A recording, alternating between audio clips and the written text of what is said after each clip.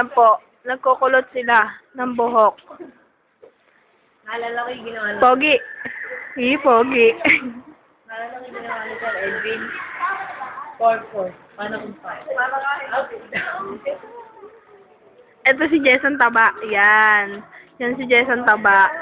Smile siya. Oh.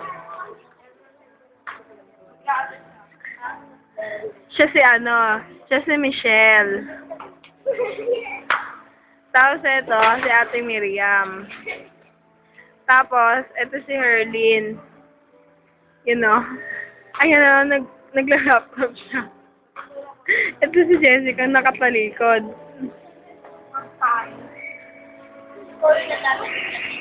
Joanne. Yun yung pangit kong kapatid. Ayun si Sarge. Tatansyaan kita. Sige, subukan mo. Ito si Janine Noyan. Yun yung mga kakwer ko.